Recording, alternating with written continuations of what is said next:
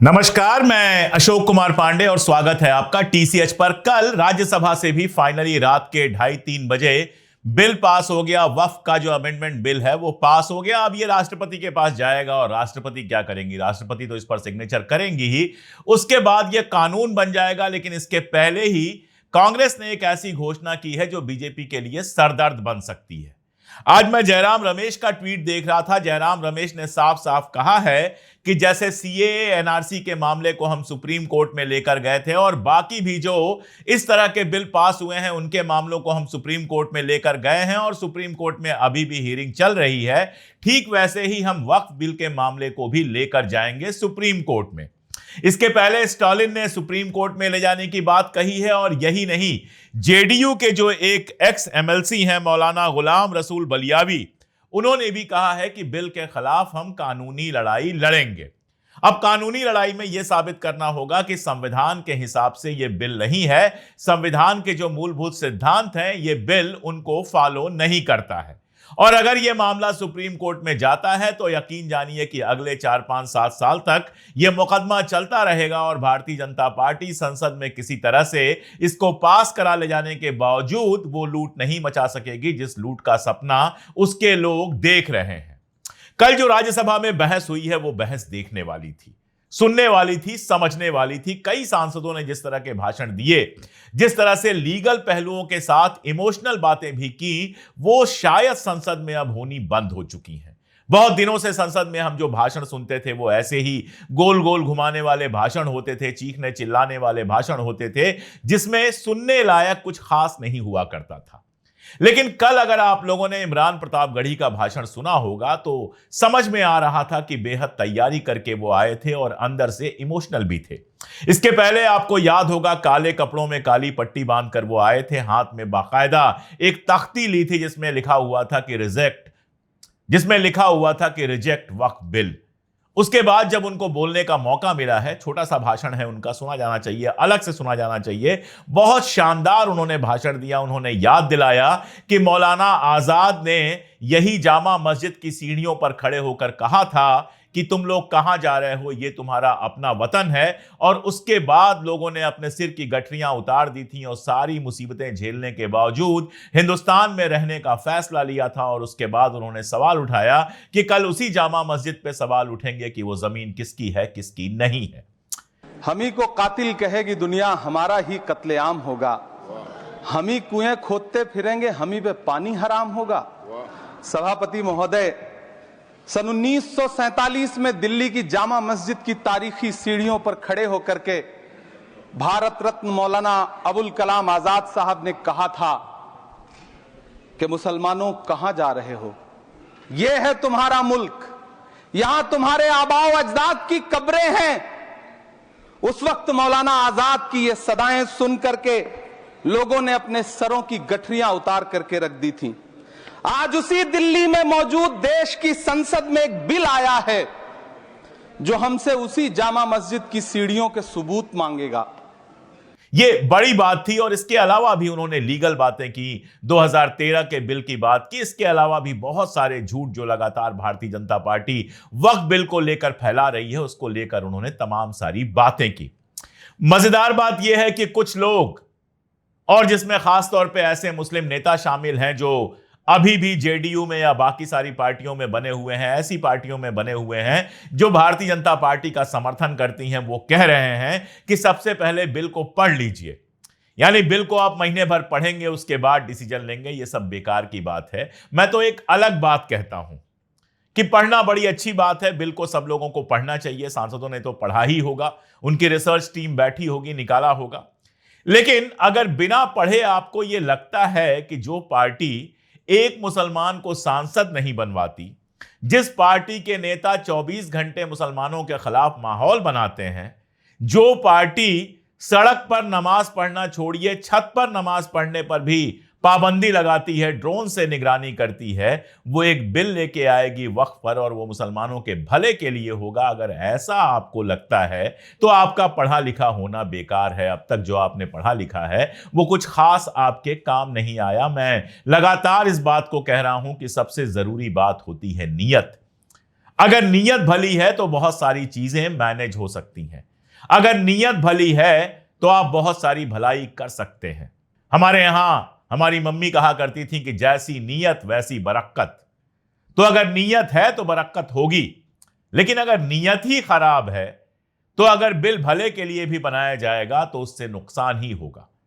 उसका इस्तेमाल सिर्फ नुकसान के लिए किया जाएगा। उसमें जो भले वाला पार्ट है उसको साफ कर दिया जाएगा। जो पार्टी अल्पसंख्यक डिपार्टमेंट का बजट खत्म कर देती है, जो पार्टी अल्पसंख्यक बच्चों को मिलने वाले जो वजीफे हैं वो खत्म कर देती है, उस पार्टी से आप उम्मीद कर रहे हैं कि वो अल्पसंख्यकों का भला करेगी। राजा वारिंग ने बहुत सही सवाल उठाया था और वो सवाल यही था कि आज मुसलमानों का नंबर है, कल ये शिरोमणि जो गुरुद्वारा समिति है उसके ऊपर कब्जा करने की बात करेंगे। वो अखबार की न्यूज अब चल ही रही है जिसमें कहा गया है कि ईसाइयों का जो संगठन है उसके पास सबसे ज्यादा जमीन है मुसलमानों के बाद, कल को उस पर नजर होगी। और परसों को हिंदुओं के जो मंदिर हैं, देवस्थान बोर्ड हैं, उन बोर्डों पे नजर होगी। इन सब में अपने लोग भर दिए जाएंगे और फिर शुरू होगी इन सब जगहों के जमीनों की लूट। और वो जमीनें जाएंगी अडानी और अंबानी के पास।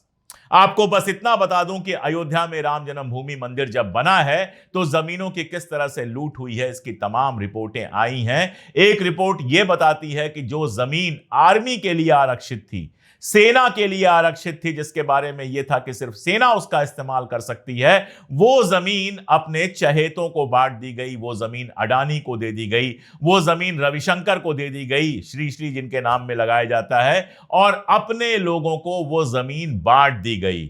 तो जो आर्मी की जमीन नहीं छोड़ते हैं वो बाकी जमीनें छोड़ देंगे। ये उम्मीद लगाए जो लोग बैठे हैं वो दरअसल सिर्फ और सिर्फ अपना फायदा देख रहे हैं। वो दरअसल किसी भी तरह से जेडीयू या टीडीपी जैसी पार्टी में बैठकर मलाई खाना चाहते हैं। उनको न तो संविधान से कोई मतलब है, न धर्मनिरपेक्षता से कोई मतलब है, और बाकी सब छोड़ दीजिए, उस कौम से भी कोई मतलब नहीं है जिसके वोट पर जीतकर वो संसद में जाते हैं। जब नियत की बात हो रही है, मैं आपको बंगाल ले चलता हूं।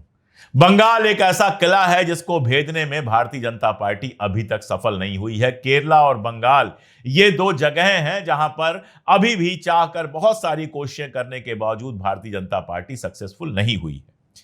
6 अप्रैल को आ रही है रामनवमी, और आजकल आप जानते हैं पिछले कुछ सालों से रामनवमी पे जुलूस निकलने लगे हैं। हमने बचपन से रामनवमी देखी है, पूजा पाठ होता था, लेकिन कभी इस तरह के हिंसक जुलूस नहीं निकलते थे जो मस्जिदों के सामने जाकर डांस करें।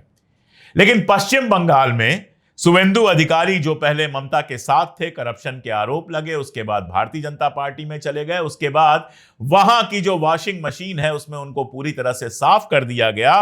वो 14 जिलों में जुलूस निकालने की बात कर रहे हैं और कह रहे हैं कि इस साल रामनवमी पर कम से कम 1 करोड़ हिंदू पश्चिम बंगाल की सड़कों पर उतरेंगे, 2000 रैलियां निकलेंगी। और क्या कह रहे हैं, इन रैलियों के लिए कोई परमिशन लेने की जरूरत नहीं है।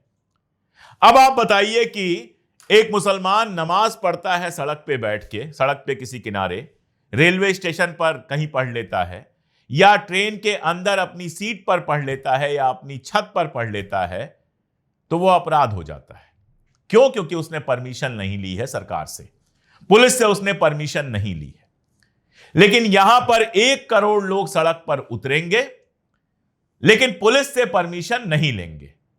बिना पुलिस से परमिशन लिए, यानी पुलिस यह तय नहीं करेगी कि उनका रूट क्या होगा।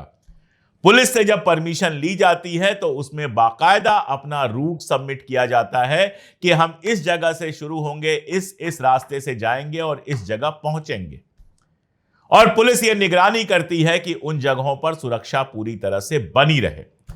लेकिन यहां कहा जा रहा है कि अलग अलग जिलों में 1 करोड़ लोग सड़कों पर उतरेंगे, और हिंदू नहीं, हिंदुओं को बदनाम मत कीजिए, 1 करोड़ भारतीय जनता पार्टी के कार्यकर्ता उतरेंगे, आपके भक्त उतरेंगे, आईटी सेल के लोग उतरेंगे, और हो सकता है इनमें से बहुत सारे लोग दीगर जो प्रदेश हैं, दीगर जो सूबे हैं, अलग अलग राज्यों से उनको बुलाया जाए और वो उसमें शामिल हो। कोई जरूरी नहीं है कि पश्चिम बंगाल के रहने वाले ही उसमें शामिल हो।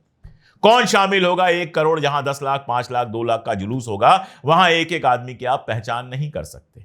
तो किस तरह के लोग शामिल होंगे कोई नहीं जानता। कह रहे हैं कि हम शांति से रहेंगे, लेकिन दूसरा पक्ष भी शांति से रहे, यह प्रशासन तय करे। कितनी शांति से ये लोग रहते हैं यह हम सब जानते हैं।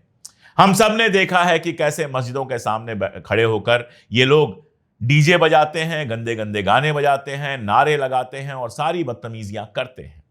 हमने देखा था कि जुलूस में कैसे किसी के घर पे चढ़कर हरा झंडा हटाया जाता है, उसकी जगह भगवा झंडा लगाने की कोशिश की जाती है। ये सब हम देख चुके हैं और ये लोग दावा कर रहे हैं शांति का। तो पश्चिम बंगाल चुनाव के मद्देनजर ये सारा खेल हो रहा है। मालदा में मोधाबाड़ी इलाका है, वहां पर रामनवमी की रैली रिहर्सल के तौर पर निकाली गई, जिससे सांप्रदायिक तनाव हुआ। भाजपा के जो नेता हैं शुवेंदु अधिकारी वहां जाकर कुछ वोट की फसल काटना चाहते थे, लेकिन ममता की पुलिस ने उनको वहां नहीं जाने दिया। अब ये तो एक इलाके में जुलूस निकला और वो भी रिहर्सल का जुलूस निकला, तो तनाव हुआ। आप सोचिए जब 14 जिलों में ये जुलूस निकलेगा, किसी में 1 लाख होंगे, किसी में 5 लाख होंगे, किसी में 2 लाख होंगे, और उसमें निश्चित रूप से असामाजिक तत्व शामिल हो सकते हैं।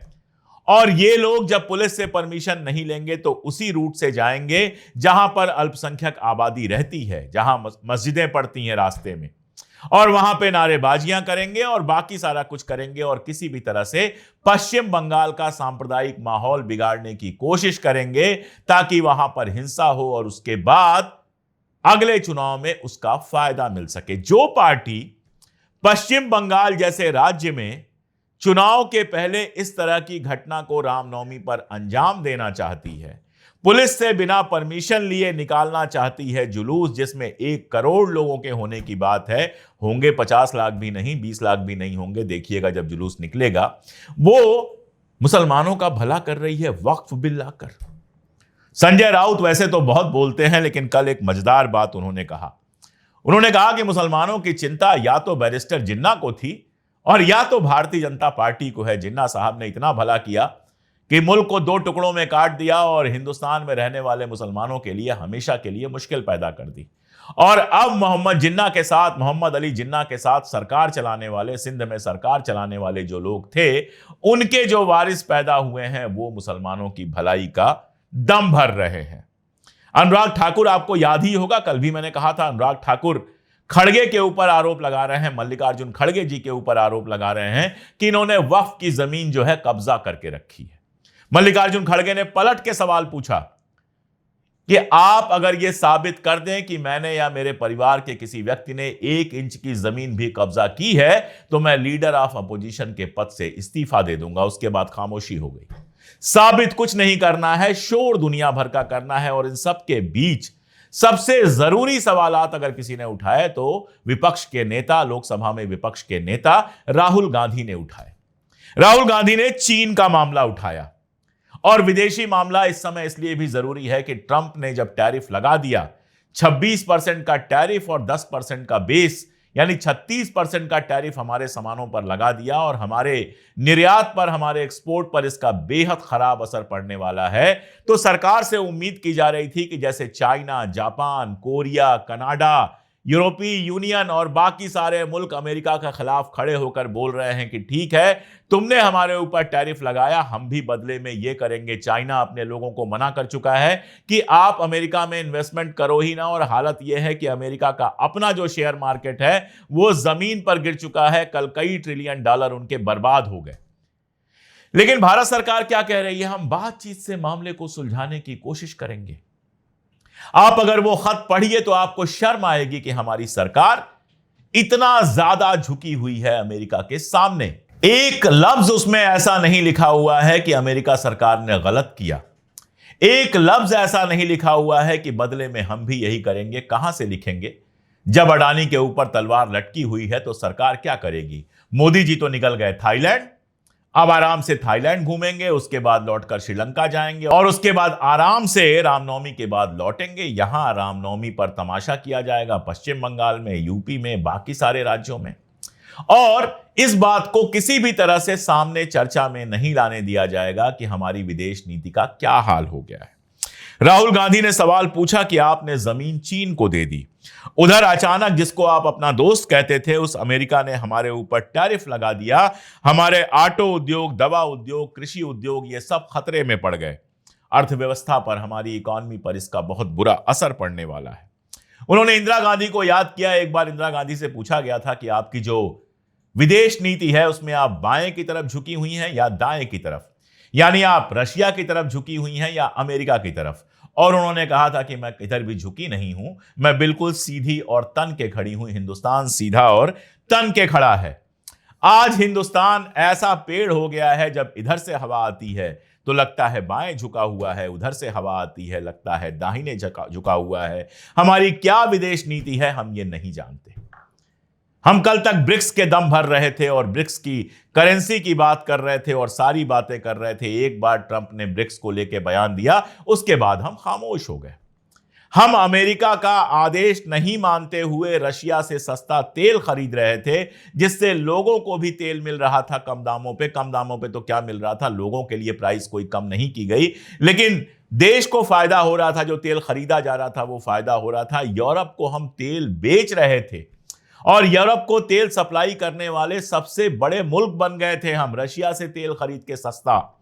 हमने अमेरिका को डिफाई किया था और अब हालत क्या है कि ट्रंप ने जरा सी घुड़की दी और रशिया से तेल खरीदना बंद, फिर घुड़की दी, वेनेजुएला से तेल खरीदना बंद। और अब कुछ दिनों की बात है, 2-3 महीनों में देखिएगा कि तेल की प्राइसेस किस तरह से बढ़ेंगी। और जब एक बार तेल की प्राइसेस बढ़ेंगी तो हमारी महंगाई भी उतनी ही तेजी से बढ़ेगी।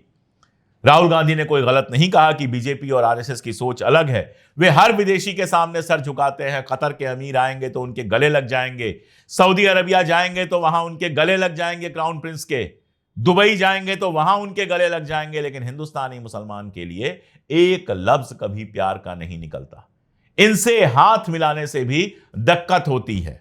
राहुल गांधी ने कहा कि जिस जमीन पर जिस चाइना ने हमारी 4000 स्क्वायर किलोमीटर की जमीन कब्जा की हुई है, हमारे 20 जवान शहीद हो गए हैं, वहां के चीनी राजदूत के साथ हमारे जो विदेश सचिव हैं वो केक काट रहे थे। और आरोप लगेगा कि राहुल गांधी चीन के करीब हैं। आप तो चीन के खिलाफ कुछ बोल ही नहीं पाते हैं। और इस पर सवाल ना उठे, ये सारी बातें ना हो, कोई ये सवाल ना पूछे कि ट्रंप के टैरिफ पर आपने क्या किया। इसलिए हमारा गोदी मीडिया 24 घंटे वक्त बिल चलाएगा, हिंदू मुसलमान चलाएगा। और वहां पर जो विपक्ष के प्रवक्ता जाएंगे उनके साथ जब वो सच कह देंगे तो उनके साथ बदतमीजी करेगा। मुझे तो लगता है कि विपक्षी पार्टियों को भी एक बार फिर से सोचना चाहिए कि ऐसे चैनलों पर अपने लोगों को भेजते क्यों हैं, ऐसे चैनलों को कैसे अधिकार दे देते हैं कि वो आपकी बेइज्जती करे। और विपक्षी पार्टियों के साथ साथ आपको भी सोचना होगा कि ऐसे चैनल जो दिन रात सिर्फ नफरत फैला रहे हैं, जो दिन रात सिर्फ सरकारी एजेंडे पर चल रहे हैं, जो ना रोजगार की बात करते हैं, ना महंगाई की बात करते हैं, ना विदेश नीति की बात करते हैं, दिन रात उनको बस मोदी मोदी मोदी, अमित शाह अमित शाह अमित शाह, योगी योगी योगी, यही गाना गाना है। सरकार के हर फैसले को सही ठहराना है। ऐसे चैनलों को आप भी क्यों देखते हैं?